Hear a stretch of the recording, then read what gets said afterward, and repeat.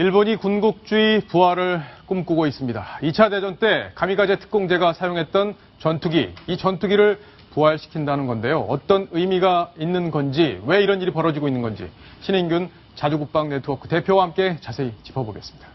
안녕하세요, 대표님. 안녕하세요. 네.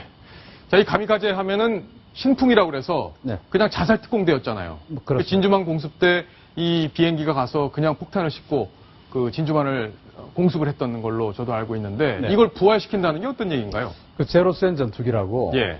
이제 일본이 2차 대전 내내 사용했던 전투기예요. 일본 항공모함에 탑재되는 해군용 전투기였는데 예. 이것이 바로 이제 진주만 공격을 할 때 폭탄을 싣고 가서 진주만 공격을 했던 지금 화면에 나오네요. 예. 저런 전투기였고 마지막에는 이제 미국이 처음에는 이 제로센 전투기에게 많이 졌습니다. 네. 워낙 이게 기동성이 좋고 해서 졌는데 미국이 2차 대전 기간 중에 이제 무장을 강화시키고 나중에 이제 미국 전투기 이겼죠.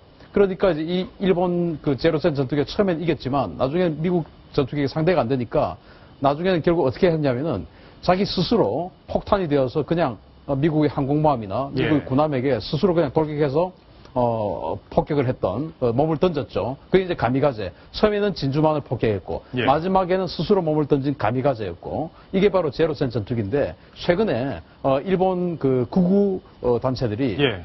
서로 합동해서 돈을 크라우드 펀딩 모금을 해가지고 예. 이 제로센 전투기를 패전 70주년이 지금 되고 있지 않습니까? 다음 그렇죠. 주 예. 8월 15일. 8월 15일이 우리는 패전이죠. 광복 70주년이지만 일본은 패전 70주년이에요. 이때를 즈음해서 예. 한번 다시 하늘로 띄우겠다 하는 그런 프로젝트를 지금 진행 중입니다. 아, 그렇군요. 그러니까 우리 이야기는 광복 70주년인데 네. 요때 즈음에서 이 가미가제를 복원해서 이걸 띄우겠다. 다시 날리겠다. 하늘로 날리겠다. 군국주의의 부활을 부활이죠.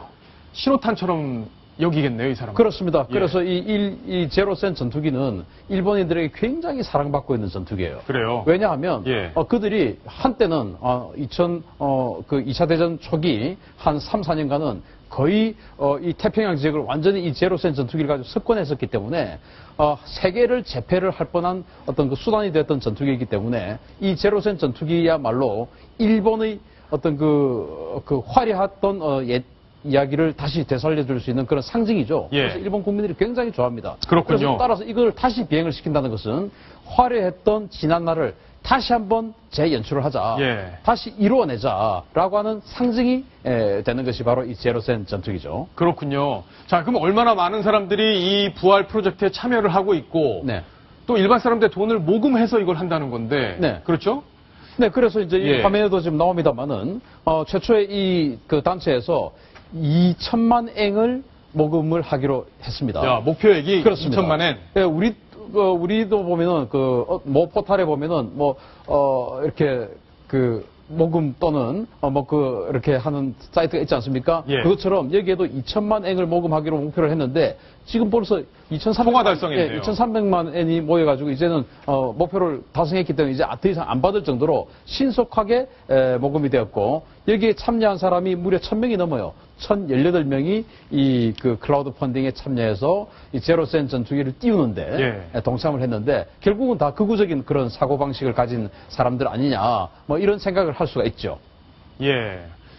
알겠습니다. 자, 그러면 이 제로센이 일본 사람들에게 얼마나 인기가 있는 건지 네. 과거 문학 작품이나 영화에서도 여러 번 등장을 했던 걸로 알고 있는데요. 네, 그렇습니다. 2006년도에 영원의 제로라고 하는 소설이 출간되었어요. 예. 그런데 무려 이게 2년 동안이나 쭉 베스트셀러가 됐었습니다. 아, 그랬군요. 네. 그래서 2013년도에 아마 우리나라에도 이 영화에 관심이 많은 사람들 이 영화 제목 알 겁니다.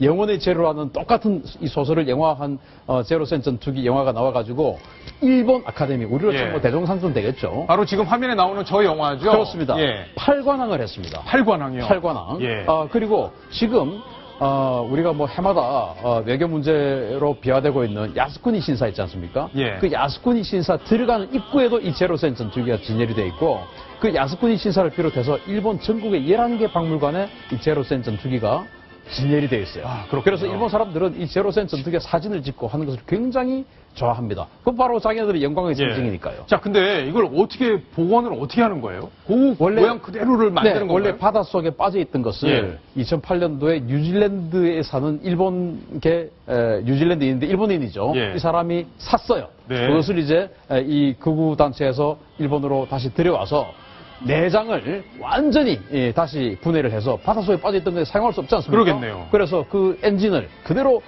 옛날 제로센에 썼던 것을 다시 어디서 부품들을 다 구해가지고 지금 뭐 시험 비행까지 엔진 가동까지 다 성공을 했다고 그래요. 예. 그래서 다음 주가 될 8월 15일을 즈음해서 70주년을 즈음해서 띄울 것이다 하는 것이 거의 지금 뭐 성공 단계에 와 있다고 그럽니다. 예, 그렇군요.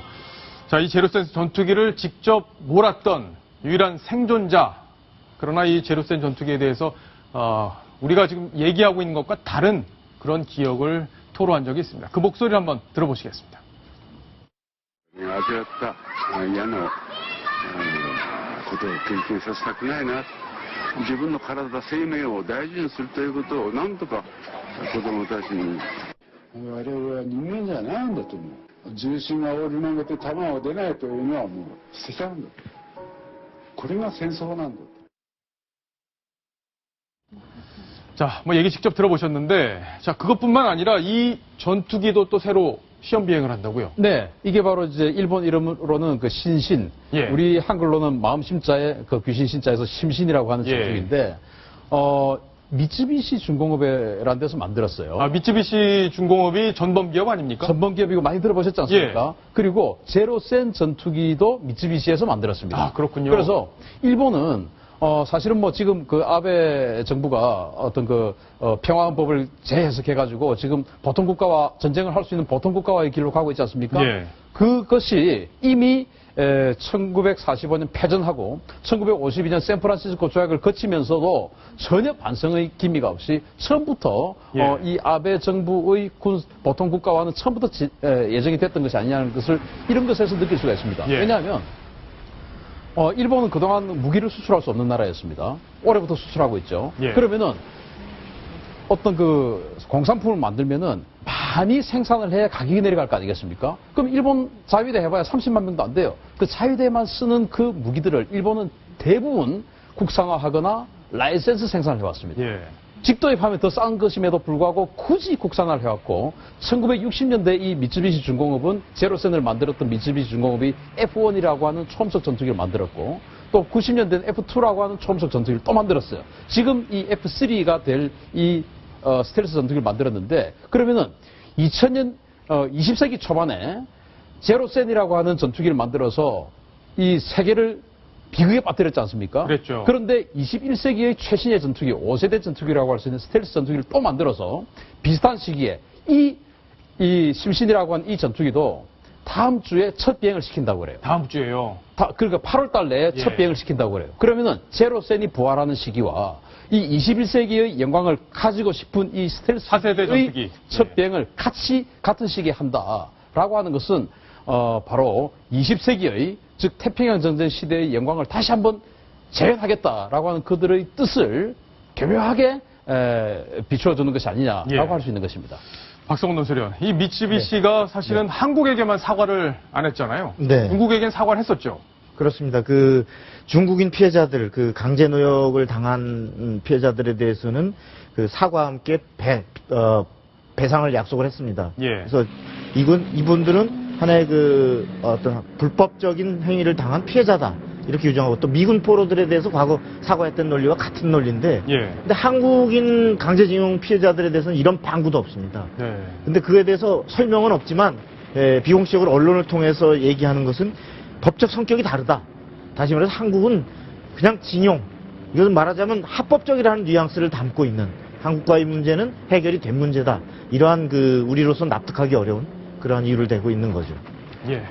알겠습니다. 신흥균 대표님. 네. 그럼 결국에는 궁극주의가 이렇게 부활하는 그런 흐름을 우리가 막을 수는 없는 겁니까? 어떻습니까? 우리로서는 사실 막을 수가 없죠. 예. 그러면 우리는 대비를 해야 됩니다. 네. 이를테면 지금 제가 여기 그 전투기를 하나 가져왔는데 이게 이제 우리나라가 개발하는 KFX라고 하는 전투기예요. 예.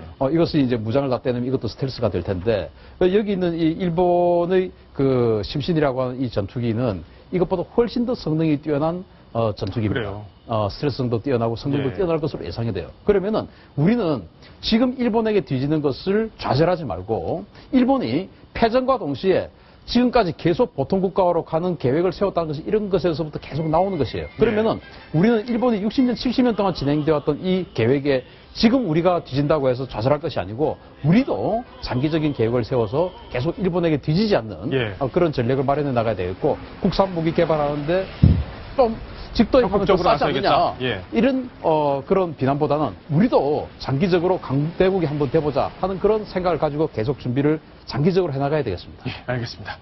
자, 일본의 군국주의 부활 조짐 그리고 움직임들 정리를 해드렸습니다. 자, 이제 다음 주제로 갑니다. 다음 주제 바로 이겁니다.